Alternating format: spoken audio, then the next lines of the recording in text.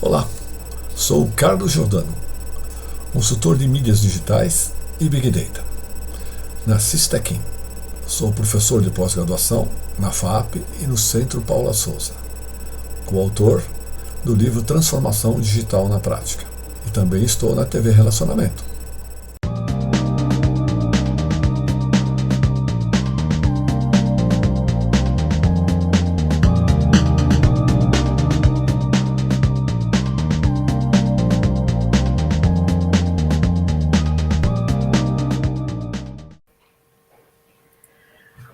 Olá, estamos aqui no programa Gestão Executiva. Eu estou substituindo o Kenji Sakamoto para entrevistar os autores do livro Transformação Digital na Prática. E o próximo autor com o qual eu tenho o prazer de conversar é o nosso querido Flávio Pinheiro. O Flávio Pinheiro é um profissional da área digital que trabalha bastante na área de e-commerce junto a empresas familiares. O capítulo dele fala justamente sobre isso, tá? Ele é um profissional formado em comunicação, como eu também, só que ele pela PUC, e também fez curso de marketing pela SPM, tá?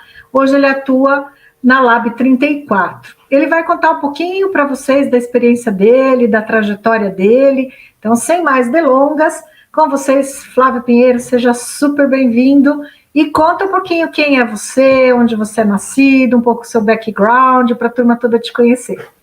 Perfeito. Opa, tudo bom, Vera? Obrigado por me receber aqui, é um prazer participar aqui do programa. Vou contar um pouquinho sobre mim, então, tentar ser breve, mas basicamente eu sou de São Paulo, capital, nasci aqui há alguns anos atrás. Não disse muitos, né? Pois é, não muitos. E, assim, desde sempre, eu sempre tive muito envolvido com comunicação, né, social. Então, desde pequeno, eu adorava teatro, eu sempre gostei muito de música, sempre toquei violão, guitarra, baixo, assim. Isso sempre fez muito parte da minha vida, né? Então, assim, quando eu acabei decidindo para que área eu ia seguir, eu já tinha muito claro na minha cabeça que eu gostava dessa parte de propaganda. Antes a gente entendia que propaganda era só aquele comercial que acontecia ali, e assim, predestinado a fazer aquilo, né? Vou fazer um jingle que vai ser um sucesso, né? Então eu fui me envolvendo muito com essa área a partir desse momento, e aí com o tempo eu acabei entrando eu cursei a PUC, né, para a parte de comunicação social, e naquela época eu acabei me enveredando bastante para a área de redação, né? Então durante muitos anos eu trabalhei com redação, tá? Foi minha área inicial, e através disso fui trabalhando em algumas agências, né? E a partir de um momento eu acabei decidindo abrir o meu negócio, muito novo, assim, eu acabei decidindo isso, juntei com os amigos e a gente acabou abrindo uma agência. Eu tinha mais ou menos uns 21 anos de idade, por aí, assim, a gente acabou decidindo fazer isso. Então eu trabalhava um tempo numa agência e à noite a gente ia fazendo o nosso negócio, né? E aí, com o tempo, eu comecei eu peguei bem esse início, né, da internet nascendo.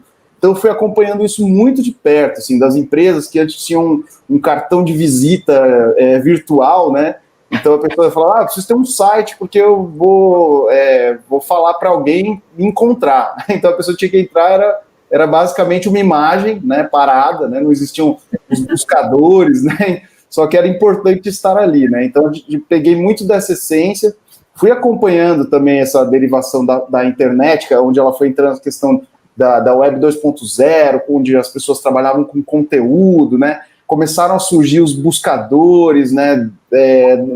Bem nos primórdios, até que foi chegando a questão da rede social, né? E aí eu fui acompanhando todo esse processo. A gente desenvolveu... Em 2008, por aí que começou o Facebook... Por aí. Eu peguei ainda um pouquinho até do Orkut. Confesso, os grupos, né, as comunidades. Exatamente. A gente pegou bem essa base. Então, a gente foi migrando esses clientes. Então, naturalmente, a gente fazia muitas coisas, eventos, etc. Então, essa minha agência, que começou pequena com os amigos, a gente foi transformando ela em uma coisa maior, justamente através da transformação digital da época, né? A gente começou a fazer um monte de site, né? Eu fazia site para tudo, para padaria, para Deus e o mundo. E aí, nesse meio tempo, a gente foi... Para tudo. Fazia para tudo. Padaria, o tiozinho da esquina, mas tudo. Precisou de site lá. Se você imaginar, eu já fiz de todos os segmentos possíveis, mais de 2.000 sites, sei lá, mas mais do que isso. E aí, nesse meio tempo, né, eu acabei indo nessa agência, eu ainda trabalhava com redação, mas uma agência pequena, naturalmente. Eu era redator, eu era da arte, eu era do planejamento, eu era do atendimento. Mas você vai fazendo... né? Exatamente, né? Você vira um polvo ali, né? Porque você precisa resolver. E nesse meio tempo eu fui me envolvendo bastante com a área de atendimento, porque eu gosto muito de conversar com as pessoas, e aí fui me envolvendo muito nessa área do atendimento, e naturalmente você vai entrando no planejamento com isso, né? Porque você está ali com o cliente, ele te explica um problema, você entende, você pergunta para ele como funciona, aí você pesquisa, você começa a virar, né, um planejamento. E comecei a me envolver muito com essa área, assim, a gostar muito dela, e aí acabei me tornando uma pessoa de planejamento, né? Nesse meio tempo, se eu estiver me estendendo demais, você me fala, tá bom, Vera? Eu tô fazendo uma linha do tempo. Nesse meio tempo, a gente começou a crescer, né, como agência, a gente acabou fazendo uma fusão com uma outra agência na época, e a gente efetivamente virou digital, né? E o primeiro passo que a gente deu foi dentro da área de e-commerce. A gente começou a trabalhar com e-commerce. O e-commerce ainda era muito incipiente, assim, aqui no Brasil. E a gente desenvolveu uma plataforma nossa, né? Foi todo um projeto feito aqui. E aí, nessa época, foi até uma época que eu acabei cursando mais eu me formei como gerente de e-commerce na época e acabei gostando muito da temática, apaixonei por ela. Então, o ano passado você trabalhou muito, né?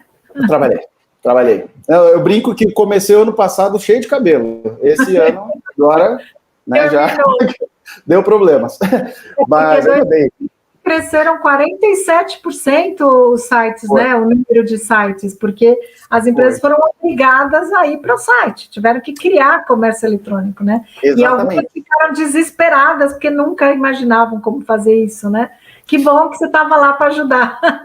Exatamente, né? Eu acho que isso foi até uma das partes que muito me inspirou para escrever esse capítulo, né? Porque foi exatamente esse momento. Foi um ano muito intenso que a gente viveu e a gente viu que, aí entra até no próprio título do meu capítulo, que o que era uma opção acabou virando obrigação, né? Então as empresas realmente que não entendiam isso como algo estratégico tiveram que se virar de uma hora para outra, né? E ainda bem que tinham pessoas... O que foi positivo, né? Foi positivo, foi uma aceleração. Realmente foi aquela corridinha no controle remoto, assim, foi realmente ela que teve que acontecer e foi positivo, né? Passado, ficou um legado muito bom disso que eu acho que as empresas vão agradecer um dia, né? Com certeza. Eu acho que no mundo todo, né? Todo mundo está tendo ganhos. Tem dificuldades também, mas teve uma aceleração digital, não há dúvida. Com certeza, com certeza.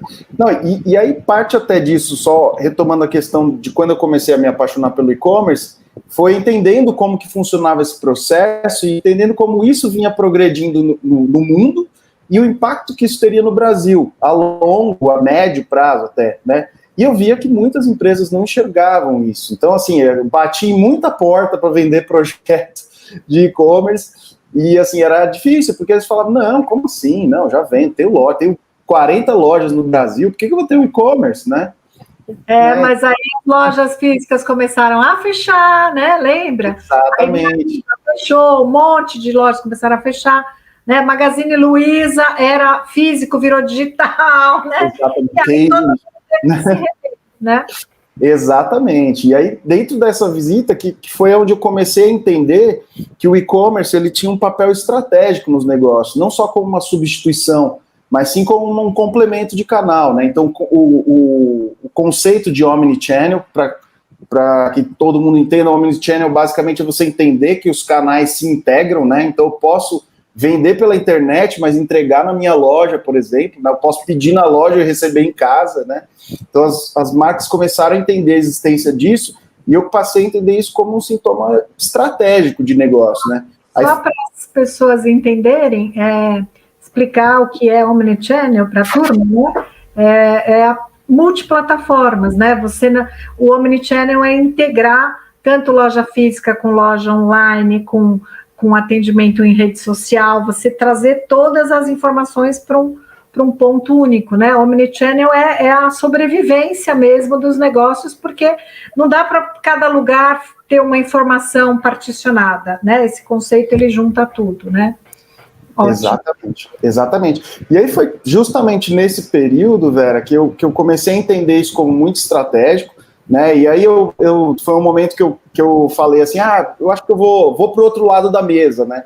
E eu decidi vender minha parte na agência que eu tinha. A gente já tinha uma agência que já tinha um tamanho bom, a gente tinha grandes contas lá, né? Eu vendi minha parte, falei, não, vou para o outro lado da mesa, vou ser cliente agora, eu que vou ficar ligando para a agência para pedir as coisas, né? Que ótimo! Essa foi a minha decisão na época, né? E aí resolvi... Como foi? Aí nesse meio tempo, no que eu decidi sair desse negócio, os meus outros sócios falaram, a gente também tá meio insatisfeito, vamos mudar um pouco, a gente já estava há 10 anos ali com aquele negócio, aí cada um foi para uma área. Só que ao sair, os meus antigos clientes começaram a falar, Flávio, você não quer fazer só estratégia aqui para mim? Eu sei que você não cria as coisas, mas aí a gente arranja um menino lá que desenha o site e tal, também você faz o estratégia. E aí aqueles clientes de lá acabaram gerando... Eu falei assim, inicialmente eu falei, vou tirar um período sabático agora, ficar 2 meses fora viajando. Foi 1 semana e meia, mais ou menos. Sabático, 1 semana e meia. Foi sabático, que era tipo da segunda até o sábado, né? Porque não deu tempo de nada, assim, mas, deu para relaxar. Porque esses próprios... Deu uma travada aqui, Flávio. Segura aí um pouco. Não sei o que aconteceu, que deu uma travadinha aqui. Flávia? Foi lá do lado dele. Deve ter tido alguma... Deve ser chuva. Ah, sim. Vamos esperar ele se reconectar, então. Vamos aguardar. Será que ele está no WhatsApp? A minha internet está ok, a minha. É que tá ok também, tá excelente o som de vocês, a imagem. Depois eu corto isso aí, a hora que ele voltar... Vou falar com ele aqui pelo WhatsApp. Você está falando? Tá, eu ia ligar o meu aqui, porque eu desliguei tudo de casa. Eu vou falar aqui. Deixar tudo para internet. Acho que ele está voltando já. Já está voltando. Voltou. Voltou. Oi, gente, caí aqui, desculpa. Caiu. Não, tudo bem, coisas do momento. Todo mundo. Deixa eu sair. Não foi nenhum problema. Então, agora, Flávio, o seu capítulo, ele fala sobre empresas familiares, né? E o que exatamente você considera que está acontecendo com as empresas familiares que você aborda ali no seu capítulo, que seria legal compartilhar aqui, resumidamente, com as pessoas que estão vendo aqui essa entrevista? Tá, perfeito, Vera. Assim, da onde que veio essa questão de empresas familiares? Nesse meio tempo, trabalhando com estratégia, a gente acabou pegando esse processo de muitas empresas que eram assim, como é que eu posso utilizar o meio digital para aproveitar ele para eu vender mais o meu produto, para as pessoas acharem informação sobre eles, né? Então, nesse meio tempo, a gente acabou pegando, coincidentemente, muitas empresas, né? Quando a gente fala de empresa familiar, às vezes as pessoas acham que são empresas pequenininhas, mas tem empresas que têm milhares de colaboradores, né, trabalhando e faturamentos de milhão, né? Só que a estrutura da empresa, principalmente gerencial, ela é muito familiar, né? Então é o avô, o pai, o filho, né? Então nisso você tinha características que você precisava tirar um pouco desse ranço, né, do que era a internet. Então, assim, eu passei muitas vezes por reuniões com pessoas, ao mesmo tempo, uma pessoa de 80, uma de 60 e uma de 40 na reunião. Quando não tinha ainda o bisneto, que tinha 16 anos e estava falando que tinha que ir tudo para rede social, né? A gente devia ter ouvido ele. Mas nesse processo, o que eu vejo das empresas, né? Então, a gente acabou ajudando muito essas empresas a fazerem esse processo, a gente acabou se especializando, então a nossa assinatura até é transformação digital para empresas familiares, que é fazer com que elas entendam como entrar nesse ambiente digital e transformar os canais online como meios dela poder realmente divulgar e trabalhar o seu produto. Hoje em dia, eu ainda vejo muitas empresas, ainda surgem muitas demandas para a gente de fazer essa transformação nesse sentido de comunicação e de desenvolvimento desse canal online, e naturalmente isso daí acaba surgindo também melhorias, né? Às vezes nem é muito da nossa área, mas a gente acaba se conectando com departamentos de melhorias internas, né? Então, às vezes, tem um cliente que ele não conhece um CRM de vendas, né? Então, ele ainda está ali no Excelzinho dele, né? E a gente integra, né? Às vezes, processo de automação, de e-mail, de mensagens, que a gente tem uma ponta de um CRM. Então, a gente fala, poxa, por que você não coloca isso na sua equipe comercial? De repente, você pode ter uma organização melhor do seu volume de vendas, acompanhar do seu celular o quanto você está vendendo, né? Então, você pode ter uma previsibilidade das suas vendas, né? De uma forma rápida. Então, naturalmente, isso vai impactando. Então, isso até é uma percepção que a gente tem aqui da Lab, assim, é que às vezes a gente entra no departamento de marketing, mas quando a gente percebe, a gente está falando com todos os departamentos, porque uma coisa vai complementar. Mas como é que é o seu sistema de atendimento? Vocês têm uma plataforma que unifica tudo ali, você gera ticket? Ah, tem isso.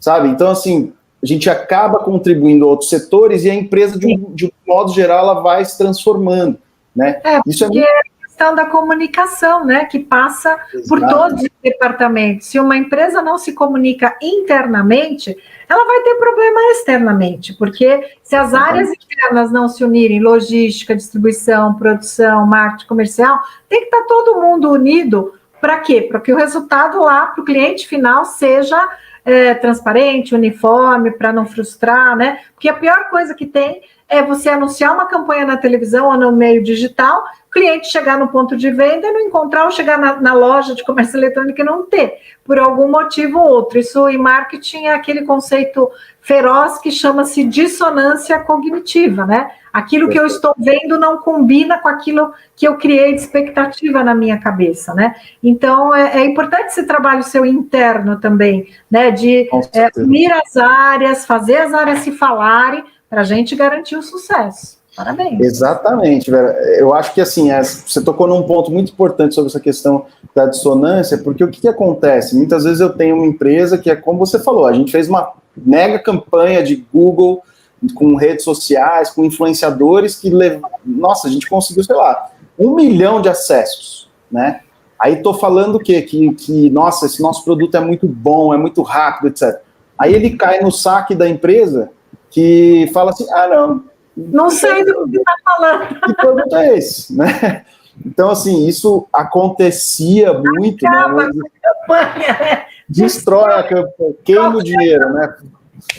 Exatamente. Então, assim, a partir desse conceito, a gente falou, gente, se a gente vai falar em campanha, a gente quer falar com o pessoal do atendimento também, tá? E se a gente, se eu estou falando em ter um volume de atendimento para esse cliente, eu quero que a sua equipe fale a mesma língua que a gente está falando nos outros lugares. Então, até o conceito de criação de uma persona, né, para a empresa, eu vou criar uma identidade para a marca que ela vai falar com esse consumidor em todos os pontos de contato. Ela não vai falar diferente. Aqui ela é super informal e aqui ela é um advogado. Né? Não dá muito certo. Isso acontece com muitos segmentos. A gente, no mesmo dia, às vezes... E a gente pensa que isso é só com empresa familiar. Eu tive na Peugeot, em Paris, alguns anos atrás, né, visitando a gerente de atendimento ao cliente, lá que chamava-se Christine Saint-Didier, e ela estava me falando que lá eles também têm esses problemas. Ela era responsável pelo Customer Service e ela falava, olha, um dos grandes problemas é que o marketing tem as ideias e não avisa o atendimento. Aí o cliente vem nos dizer aquilo que a gente já devia saber internamente, né? Então, ela me disse, é um desafio enorme, porque, infelizmente, as áreas não se conversam. E a gente estava ao final da entrevista e aí tocou o telefone, era a área de marketing, chamando ela para participar de uma reunião. Ela falou, eu vou ter que ir agora urgente, porque estão me chamando para participar da reunião e eu não posso faltar. Eu falei, tá bom. É um milagre, né? Exatamente. Então, Flávio, que isso é internacional, não é só no Brasil, não é só em pequena empresa que acontece, isso acontece com grandes empresas no mundo todo, né? Então, temos que trabalhar para ajudá-las a perceber isso, né?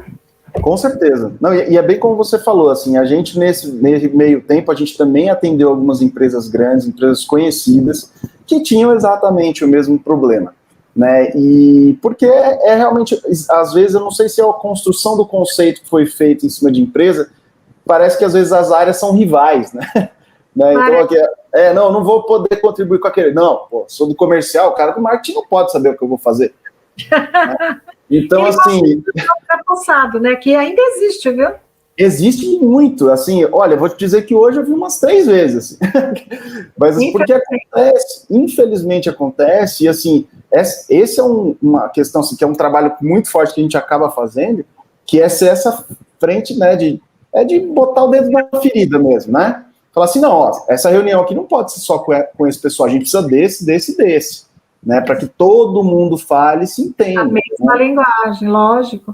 Exatamente. E para terminar, o que você diria, assim, como um conselho, como uma dica aí para as empresas familiares que estão aí buscando enfrentar esse processo todo de transformação digital, que às vezes passam por crises de não se acharem preparadas, ou estão habituadas à zona de conforto, que nunca precisaram se preocupar em aparecer, em estar presente, mas que agora são obrigadas e estão se sentindo um pouco peixe fora d'água. Que conselho ou que dica você daria para que elas respirem um pouco e se sintam um pouco mais confortáveis para prosseguir nessa transformação digital? Então, Vera, eu acho que, antes de tudo, é importante eu ressaltar, que até o que eu coloco no meu capítulo, que é assim, antes você tinha a opção de fazer uma transformação, agora isso virou uma obrigação, porque a pandemia obrigou as empresas a pensarem de uma forma diferente e ela acelerou esse processo. Então, assim, eu sei, foi e está sendo muito difícil para muitas empresas, e elas vão passar por isso e vão conseguir superar, tá? Mas vai ser um pouco dolorido. Mas agora eu vou falar um pouquinho do que eu acho que ela pode fazer para que esse processo, para que a dor seja menor.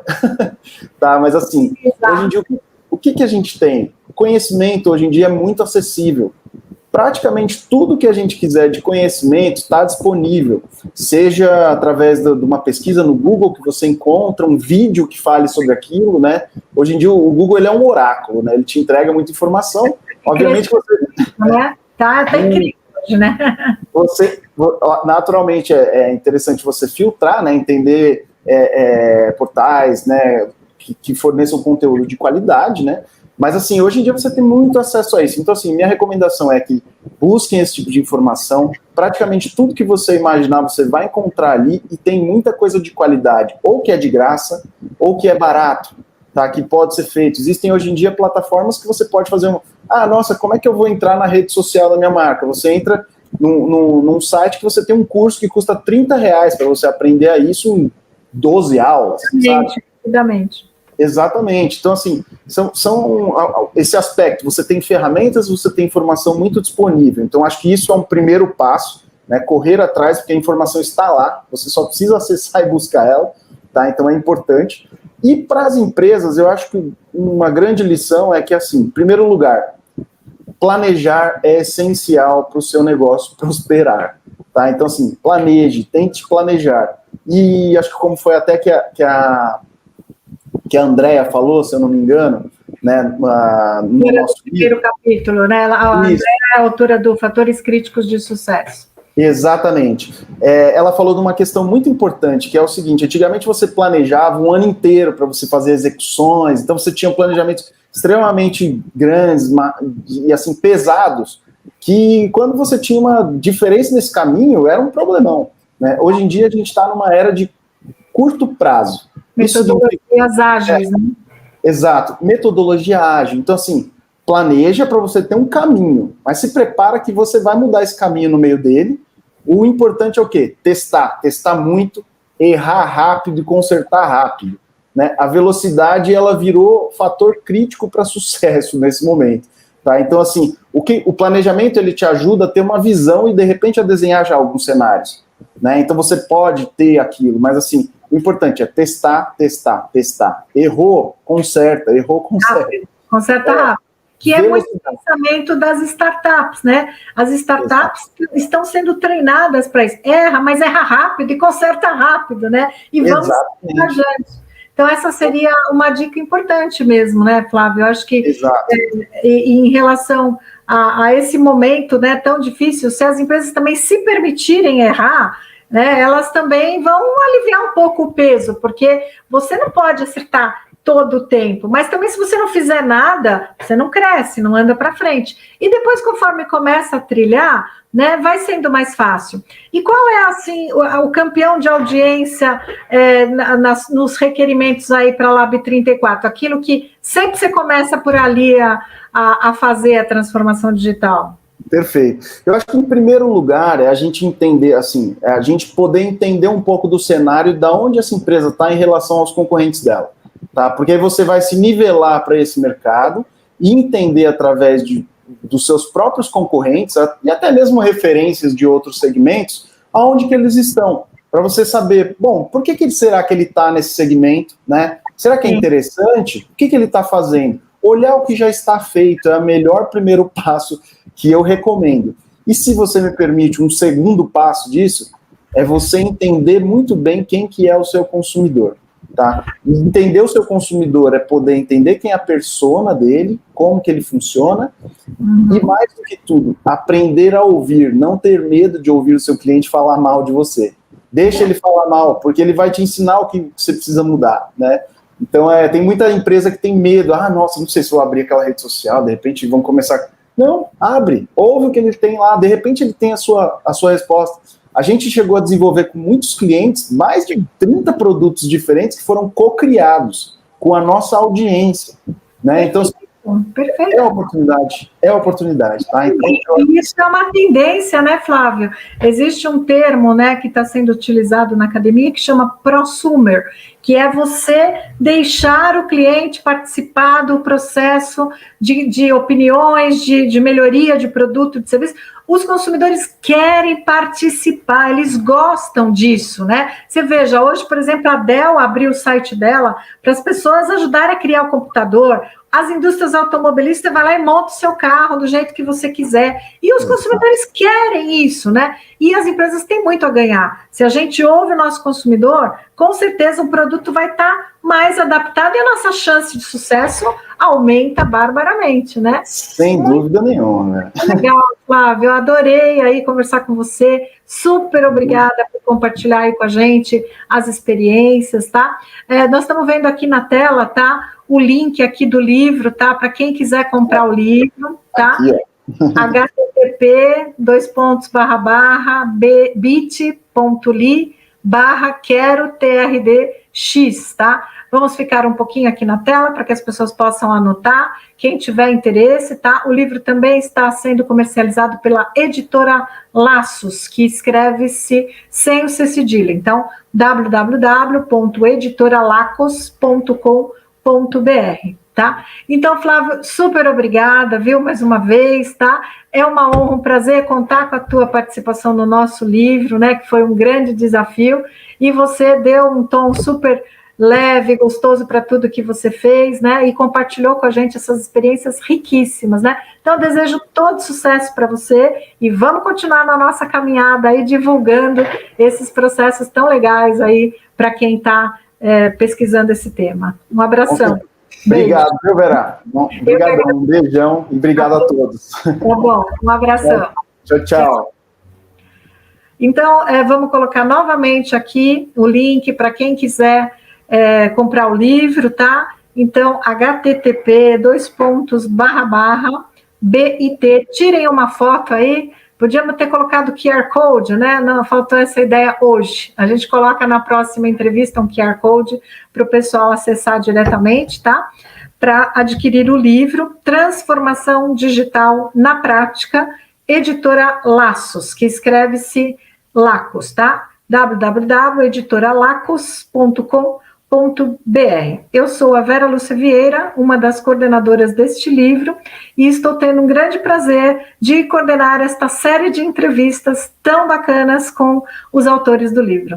Um forte abraço para você que está vendo e divulguem aí para as pessoas interessadas nesse tema, tá? Até a próxima.